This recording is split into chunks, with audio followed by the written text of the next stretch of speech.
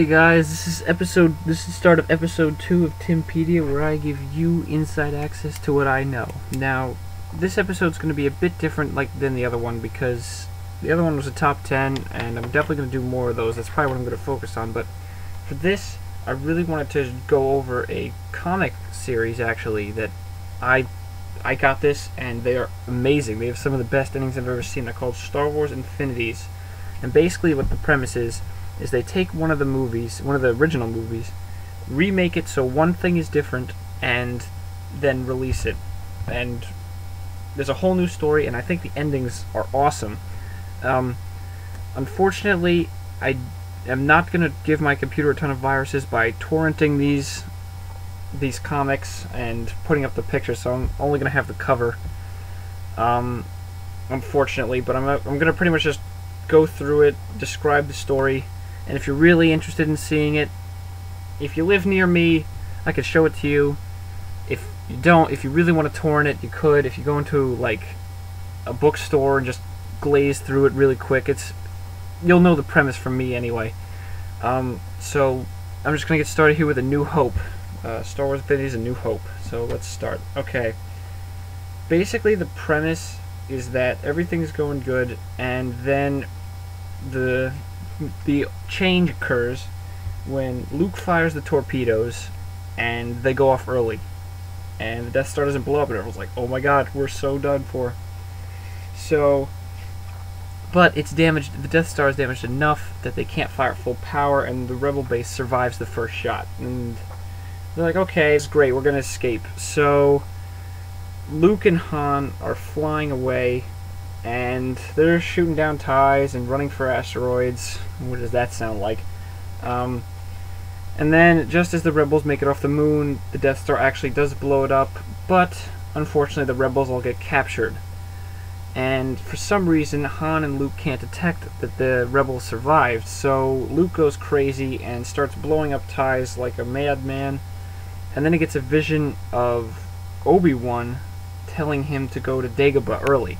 This is totally different already. So, they go into the asteroid field. Luke's ship gets messed up. They jump to hyperspace, and they're like, okay, this is great. And then Luke actually, his ship gets so beat up that he has to transfer over to the Falcon. And during this, there's a scene where the Rebels are taking on the Death Star, and Tarkin is talking to Leia, and he's basically just saying, okay, now you're going to be the Emperor's pet from now on. She's like, she doesn't really react. So then Luke and Han, it goes back to Luke and Han on the Falcon, and they start fighting because Luke's so mad about everything going on. He's like, Han, how can you not be upset that all these people died? And Han's like, I really don't care. So Luke pulls out his lightsaber, and this is actually, I was wrong before, this is actually when Kenobi appears and is like, okay, you gotta go to Dagobah and complete your training, Luke, because you're really susceptible to the dark side, like you're kind of proving right now. So they set course for Dagobah, and while they're doing that, they go back to Coruscant, where the Death Star has arrived. And Vader brings Leia to the Emperor, who's like, okay, basically, you're gonna get brainwashed somehow, even though that didn't work before. They're going to brainwash her to follow the Empire again. So then they cut after that scene where pretty much Vader and the Emperor just chat a little bit and don't really say anything. They're like, oh, there's a disturbance in the Force, but it doesn't mean anything anymore. So they cut back to Dagobah, where Luke and Han have landed, and they're pretty much just looking around. They're like, oh man, this place is terrible. And, oh yeah, Chewie managed to fix R2, which doesn't really play into the story. It plays into the story a little later. So the four of them are walking around, and they see Yoda, and it's really funny actually, because Luke is an idiot, like in the Empire Strikes Back, and doesn't know it's Yoda, but immediately Han knows it's him, and he just straight up notices that it's Yoda, and he's totally bluffing them. So all four of them go back to Yoda's hut, and Luke just looks like an idiot, and they pretty much just copy the scene from Empire Strikes Back with Yoda in the hut when he was like, Ben, tell him, bam, hit my head. And Yoda's like yelling at him because he's turning evil, and Han's just, actually there's a frame where Han looks retarded. It looks like he's unconscious while eating. Then it cuts back to Coruscant where Vader and Leia are talking, and Vader brings in 3PO and then immediately tells him to leave. And then he actually gives Leia Kenobi's lightsaber, and she tries to kill Vader with it. And then she pretty much just falls to the dark side, and she's about to kill herself with the lightsaber actually, because she's like, no, I'm not going to do that. So, and then Vader takes it back, and he's like, you have strength, and use the dark side, you'll be strong, Leia. And she's like, eh. And then it cuts back to Dagobah, where Luke is still training, and this really a lot. Pretty much every scene from this is Empire copied again. And then it cuts to Chewie and Han fixing the Falcon, and they're like, okay, we gotta leave. And then Obi-Wan is like, Luke, you have to stay here. And he's like, okay, fine, I'll give it, you guys will know when I need you, come get me when whatever. So Luke's like, oh, I had a big step because I didn't go. And then it cuts back to Leia on Coruscant with 3PO, and Vader shows up, and of course is like, get out of here, 3PO, I'm tired of you talking. So pretty much Vader makes the offer that everyone should have heard of by now, where he offers to kill the Emperor with Leia. And she's like, oh, I don't know. She doesn't even say anything. Then it cuts back to Luke, and there's basically the tree scene again, but this time Leia is actually under Vader's mask, not him. It's kind of funny. So then we pretty much cut to 10 years later. Actually, it doesn't even tell you that, you just find out through conversation later. Han and Chewie are in a bar. They find out that Leia survived, and she's been brainwashed successfully. She's now going to lead the Imperial Senate. And they're like, oh my god, why is she doing that? And so she pretty much, there's a huge speech about her saying she was an idiot, I shouldn't have been in the rebellion, blah blah blah. So then Han goes crazy, breaks the TV, draws everyone's attention, and him and Chewie run to the Falcon while holding off stormtroopers and bounty hunters, yet again, just like the actual New Hope.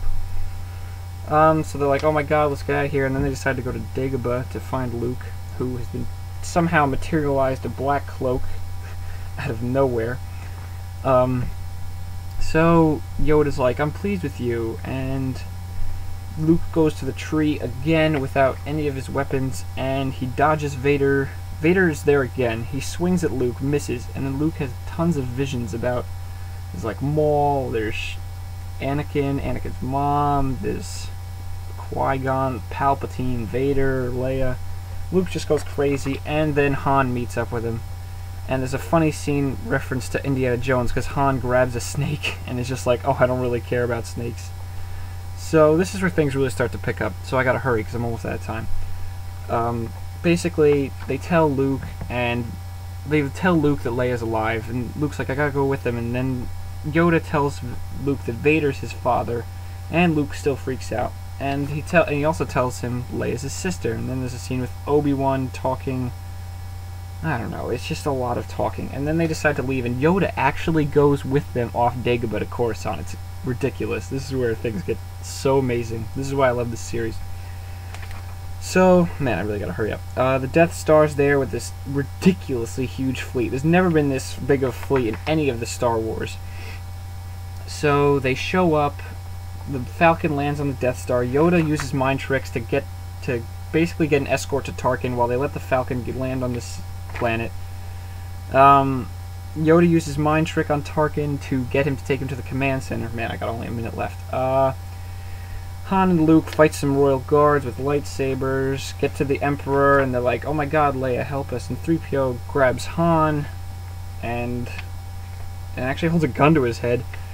And then Leia's like, okay, Luke, we're gonna fight. And Vader's like, oh my god, these are my kids. And then the Death Star blows up a Super Star Destroyer, which is so amazing, but it's not the best thing yet.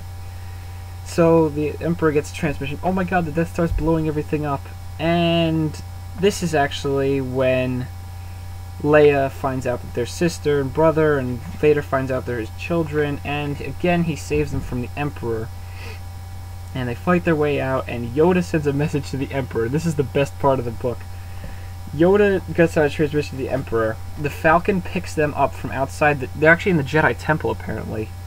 The Falcon picks them up, and as they fly away, Yoda crashes the Death Star on the temple, killing him and the Emperor. And then there's a quick scene where where they pretty much are on Naboo, and it's many years later, and Leia's like, oh, cool, I'm the leader, and it's everything cool. But Yoda crashes the Death Star on the planet. That's the most ridiculous thing I've ever heard. And I gotta stop now because I'm gonna break the time limit. But my god, that scene is just so amazing. I'm sorry I had to breeze through it. I should have made this a two-parter, but anyway, I gotta stop. So stick around for Empire Strikes Back.